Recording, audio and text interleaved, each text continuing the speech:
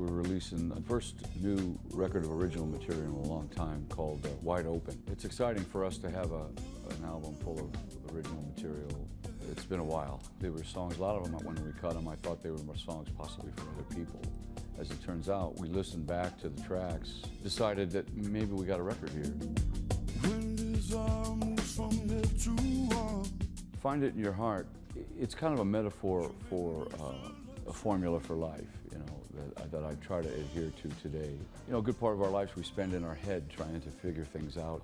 My best thinking got me in a lot of trouble in this world, and it wasn't really till I started to just go with what I think my heart knew that I started to find real peace and serenity and real joy in living again. And find something to believe. You ought to find it in your heart.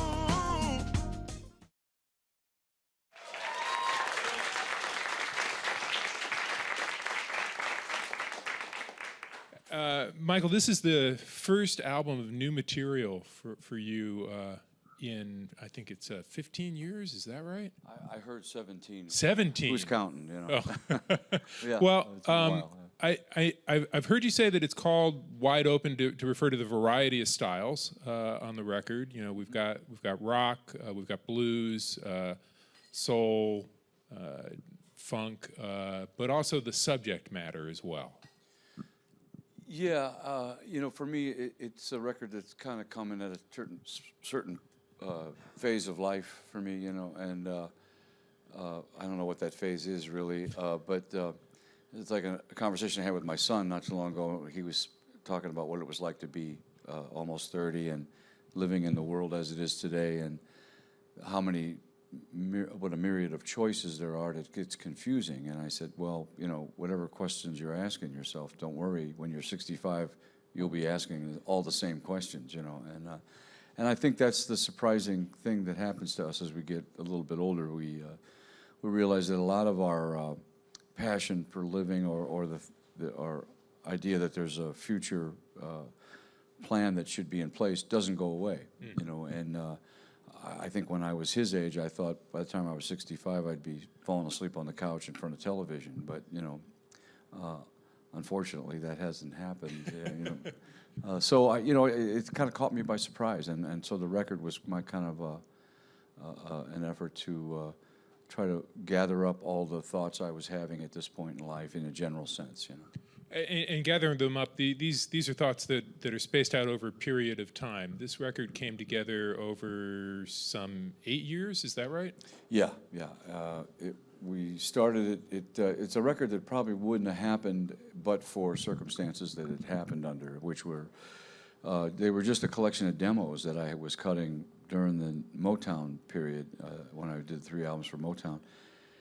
And those were albums of covers, the great Motown songs. Covers of Jobette songs. And so these songs, I kind of went at them with the idea that they were just demos, and possibly a lot of them songs that I wouldn't necessarily record myself, but would record in the hopes of getting covered by other artists.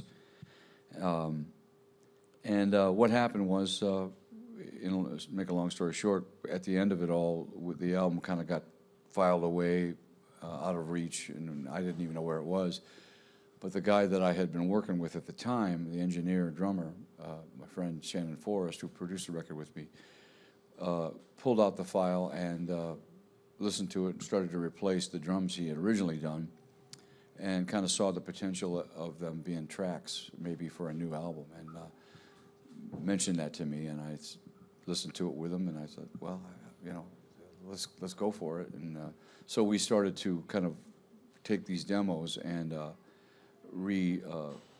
reshape them, you know, with overdubs, and some of them were just literally acoustic guitar and drum machine and or synth bass and things that we could do quickly. So we brought in real musicians and used his new drum tracks and kind of built the tracks from there. And I was real glad that the more we worked on it, the more interesting it got to me, you know. And so then we cut a couple things in the final stage that were the more new tracks on the album. You know. This is, in some sense, a very personal record for you. Which songs on it were the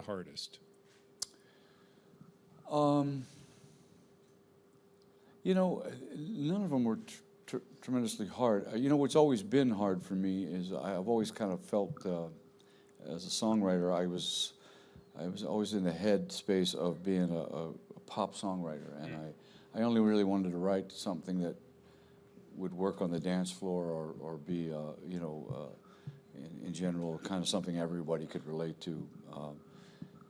I never really wrote lyrics that were all that personal, you know. I didn't think, in terms of my own feelings. Along the way, I would write the occasional song that felt like a personal expression of my own thinking, but not as a rule, you know. And so this time, I think I approached this record with kind of hoping that I would be able to do that more. And in a way, in hindsight, more than at the time, I kind of came to realize that a lot of the songs, even though they're kind of put in a man-woman scenario, that a lot of times they're songs, like for instance, Hail Mary is a song that I tell it in a kind of a story between a man and a woman, but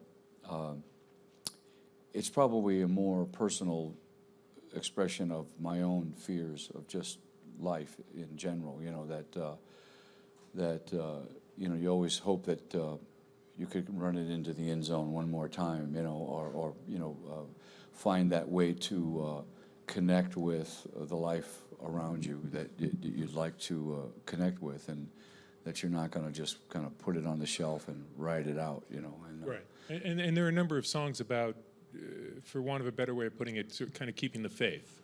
Yeah, yeah. I think that's always a topic for me is, you know, maintaining that kind of relationship with my own idea of a God of my understanding, if you will, because I kind of feel like I need to trust that, and I need to, you know, kind of surrender to that so that I actually have a shot at making any right choices.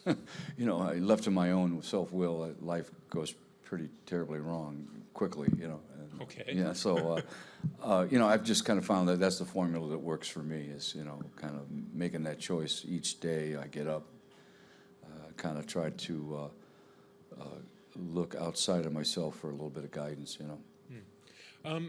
I want to go back and go back to the very start for you. Do I have this right that you began gigging professionally at the age of 14?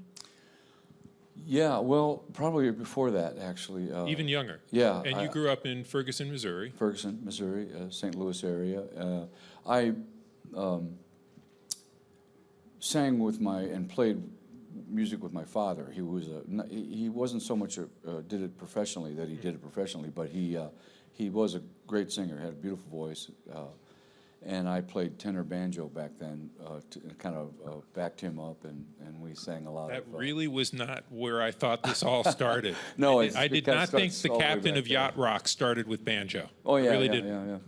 But you know, he used to sing a lot of old standard ragtime songs and Irish songs. His big number was Danny Boy, and you know, and we spent a lot of time in saloons together long before I was able to know where I was. But and what happened to me is I met a lot of great piano players through him. You know, I saw people who to this day I believe were really fine musicians. You know, playing in bars, and typically they were people who hated drunks. You know, and didn't want to be in a bar playing piano, but. It's what they did. It was their calling. You could tell that they were at the very heart of the matter. Wonderful musicians, you know. So I was exposed to that as a kid, you know. I started playing professionally more myself when I was around. I think my first professional gig was about 12, and I was in a band in one of my friend's poor mother's basement. We played the same 3 songs over and over again. Okay. And we learned just enough songs to play a gig. My sister booked us, and it was in Ferguson, in a church. And the pastor actually came up after the first set and paid us to stop. You know, so we thought that was the greatest thing. It was like $9 we made, but it was a lot of money to us, you know. And just the fact that anybody would pay us to do this was amazing, you know. And so that gave me the bug, and my friends too. So we all grew up playing music. We played at a club in Ferguson for years that kind of became legendary in the St. Louis area. We didn't know it at the time. It was just kind of where we grew up. But it was a club called the Castaway, and it was on Airport Road, right there in Ferguson, Missouri. And we wound up having the great privilege of playing with a lot of wonderful acts. Chuck Berry played there. Ike and Tina played there. Any number of there was a band that used to play there quite a bit. We shared the stage. We were the house band, but other bands would play also. One of those bands was a band called the Hourglass, which was the Allman Brothers. They went on to be the Allman Brothers, Greg and Dwayne Allman. So it was a kind of a cast of characters, and in local St. Louis music terms, some wonderful bands came through that area. And so when Chuck Berry played there, he typically just used us as the pickup band, and we would back him up for the night, and he would typically rock the house, And famously, he just wouldn't he start songs on the guitar and expect you just to fall in behind him because there was very little rehearsal. In fact, one of my favorite memories is watching that movie Hail, Hail, Rock and Roll. It didn't dawn on me till I was watching this movie years later. It's just kind of one of those things that I never really thought about it. Great documentary about an anniversary concert for him in St. Louis. That's right, and he started off an iconic Chuck Berry song, "No Particular Place to Go." Yeah. And as soon as the guitar lick hit, it hit me. I thought, that's the song that he sent down to our rehearsal, because we had to back him up, so we had to learn all his material that afternoon. And he sent an acetate, which an acetate is a test pressing. And it was back in the day when they would do these test pressings, and he sent this test pressing down of his new record he had just cut that week, and he wanted to try it out live. And it was that song, "No Particular Place to Go." So we were like the first band to ever play that song live, with Chuck Berry. In 1970, you move out to Los Angeles, and you begin to work. Was the intention to go out there to make it on your own, or did you begin to make it as a backing singer first? My intention was to go out and do a solo record that I did for RCA Records. And the producer who signed me, Rick Gerard, was he had just become an independent producer, but he had been a staff producer at RCA. Had done some pretty iconic records. He did the Nilsson Aerial Ballet album. Sure. He did Jose Feliciano's, a lot of his records. He did Surrealistic Pillow album by the Jefferson Airplane. And so when I came out, he put me to work, which was a great opportunity that I didn't appreciate nearly as much then as I do now. But it was wonderful. I did appreciate it then, but looking back, in hindsight, it was really kind of where I learned to play music on another level, on a much more professional level, because he would use me on sessions that he was doing. And I would play keyboards a lot of times. And I did not deserve to be there. But because he was the boss that he was hiring, I got this slot with a lot of A-list, the Wrecking Crew guys, and it was an incredible learning curve, and those guys were very tolerant of my, amateur, status, and brought me along. You didn't really stay an amateur for all that long. You're in there playing on these sessions, and many of the musicians you must have worked with go on to make these great records that are the hallmark of a certain sound in the 70s. You worked with Steely Dan, with the Doobie Brothers, all of these fantastic records that we've been in the process of rediscovering lately. Right. Tell me a little bit about Thundercat, the tremendously talented bassist out of Los Angeles, plays funk, plays jazz, has worked with Kendrick Lamar, reached out to you. Steve Bruner, Thundercat, brilliantly talented young man, and he comes out of this. It's L.A., L.A. music. There's some. In the time I lived in L.A., I really discovered that core of L.A. music, like the guys in War, Los Lobos, there's the music that Red Hot Chili Peppers, you know, Thundercat, you know. It's a very diverse group of musicians. And there's deep roots in, you know, kind of a cross-section of R&B, Latino music. You know, it's a wonderful mix of culture and music, you know. And it's uniquely LA, you know. And Steve is like the newest generation, I think, of that, or Thundercat, rather, is the newest generation of that expression, you know. Did you know his work when he had gotten in touch, or? I wasn't totally familiar with him. I was somewhat familiar with him, and I enjoyed his stuff. I knew the Kendrick Lamar stuff a little more. My daughter is my great educator. You know, we take car trips, and she downloads all her music to me, you know, over my car radio, and it's a great. I enjoy that very much, because otherwise I think I'd be in the dark about a lot of what's going on today. But when she heard I was working with Thundercat, she was, of course, you know, terribly excited, and held me hostage until I took her with me to one of the sessions, you know. But Kenny Loggins really put that whole thing together, because his son also was a big fan, and had heard an interview with Thundercat where he mentions Kenny and I, and so he right away told his dad that, you know, you guys should write with Thundercat. And so Kenny, to his credit, reached out, and Steve graciously met with us, and we met in a studio in Ojai, a little town in California between us, and we started to work on writing a song, and that's when I really became more familiar with his writing and his music and his musicality, which I was, you know, really very impressed with, you know. And then you don't just work on this song; you end up gigging with him at Coachella. Yeah. What was that like? Had you been to Coachella before? Had you Never. done that music festival? Okay. No, I don't. So tell me a little bit. You're out in the desert. It's pretty hot. Yeah, it's one of those places I probably would have never been invited to, but for being a guest of Thundercat. But it was a lot of fun. His band is basically a trio, three-piece. It's him and a keyboard player and drummer, and just a really great, wonderfully talented young guys. And so it's really exciting, because it's kind of a wide open format. You know, it's very much a jam kind of situation, where a lot of improvisation, and although the songs are there and there's a certain structure of the song, there's a lot of freedom with that band live, and it really adds to the energy, and I don't think any of the guys play that same song the same way twice, you know.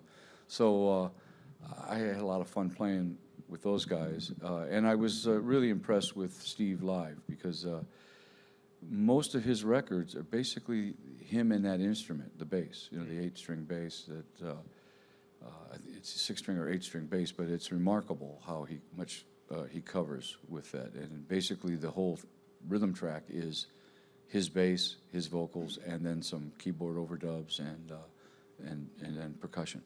So, I mean, you were doing, I've seen the video, you were doing your songs as well. We did a couple of old Doobie songs, yeah. Yeah, and great reaction from the crowd. And I just have to ask you, this term that didn't feel like a term of praise necessarily at the start, Yacht Rock, has kind of become a bit of a badge of honor. I've grown a fondness for it, yeah. Yeah? What did you think at first? I thought it was hilarious when I first saw it. It was, you know, it was almost uncanny how, for not knowing any of us. You mean the video series that actually originated this? Yeah, where it was pretty funny, but I think you know, it's just kind of weird how music of the '70s has kind of come back around. I would have never guessed it. You know, during the '80s we were like lepers, you know, roaming the city, you know. But then all of a sudden, here in the new millennium, but I think that's true of anything. If you stick around long enough, you know, die off. Well, I mean, vinyl is back as well, so. Yeah, and I think a lot of it is there is a humorous, you know, looking back on any generation, there's a certain humor that you can touch on, you know, and there's been no loss of that in our culture of media, you know, and my kids enjoy that more than anything. I told my son he's a musician, said, don't worry, you know, when your music becomes less relevant, your pathetic comic value might be of some worth, you know. But it's fun. It's no one's more amazed than I think myself and my contemporaries are that we're still working, you know, and we're still out there playing music. It's what we love to do, and you know, the fact that we get to do it at the level that sometimes we still get to do it is really remarkable to us, no less. You know. You mentioned that your son is your musician. I believe your daughter has sung on some of your records as well. Well, she has reluctantly, but yeah. Reluctantly. Yeah. So, Yeah, I had her come out and sing when she was about 10 years old on a Christmas album, and I had to put her behind a little baffle wall, you know, and she had to be sure she was completely out of eyesight of anyone in the studio, and this little voice came from behind behind the curtain, and but it's one of my more fondest memories, you know, and every time I hear it, it takes me right back to her when she was that little, you know. And you actually wrote with your son for this record. Yeah, we wrote a song on the record, which was great fun for me. He and his uncle and my brother-in-law, we wrote a song called Half Truth. Well, we've got time for some questions from the audience. We've got one right back here. How are you? Hi, I'm how are you? Ray. Hey, Ray. Huge influence to me as a vocalist and a songwriter. Appreciate you. Glad you're here. You guys both have very resonant voices. That's why he was an influence to me as a vocalist. Okay. I've been waiting for 40 years for a combination album, full album from Michael McDonald and Kenny Loggins. Oh, wow. You teased us with the Thundercat. Appreciate it, but at the same time, still waiting. How much longer do I have to wait, brother? You know, probably not too much longer, because I think Kenny and I are both of the mind that, you know, there's just things like that we haven't gotten around to that we better get around to shortly, because who knows how long we're going to be here, you know. But we still work together, and I, you know, that's one of the great things I love so much about being this age all these years later, is the fact that once in a while I still get to take the stage with these guys I worked with in my 20s, you know, and like I say, that's not lost on me when I'm up there with those guys. I think, man, how wonderful this is. Yeah, it's been a while. I know. I hate to hear those numbers, but you're right. Yeah. But, well, you know, I'll definitely give that some thought. And I don't think it would take much coaxing with Kenny, because I think we talk about it from time to time. In fact, we were hoping that Steve Bruner would take he and I in and produce a record on us, you know. Yeah, I think we're all hoping that. Yeah. That's actually something we'd all like to see. Yeah, we would enjoy that. We got another question right up front here. Hi. I know you mentioned that you got to work with your son and a couple of other family members for this record. I was wondering, like, what was that like, getting to work with your family rather than, you know, like, with other collaborators, like other artists as well? It's a lot of fun, and of course my sisters always sang. You know, growing up we all sang, you know, in my house, and a lot of my family, a lot of the people around us were fairly musical. So it's kind of natural for us, you know. It's not a real change.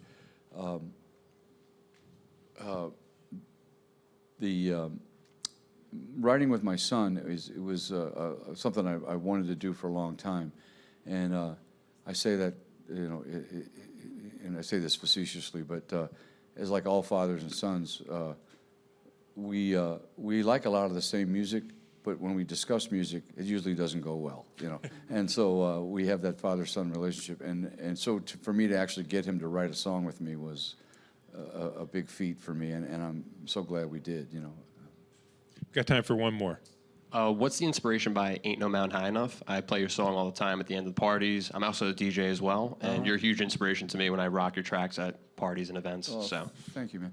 Well, that song was written by Valerie Simpson and Nick Ashford, and two of my all-time favorite songwriters. And it was a Motown. It was a big hit with Marvin Gaye and Tammy Terrell, and then cut again by Diana Ross in a whole nother arrangement. With Valerie Simpson producing, and to me, they are two of the greatest songwriters.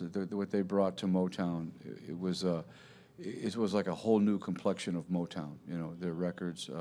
Prior to that, was Smokey Robinson produced a lot of the stuff at Motown, in the early stages especially, he was writing and producing almost everyone, including Stevie Wonder on the label. And then Stevie kind of grew into his own, and along came Ashford Simpson and other artists, but they brought with them a whole another style of Motown, if you know what I mean. And then they had an amazing career as performers and themselves. great performers in their own right, for sure. Yeah. Thanks. All right, Michael, we're going to leave it there. Thank you so much for being with Joe, us. thanks for having me. Appreciate it. Thank you, everybody. Nice to meet you.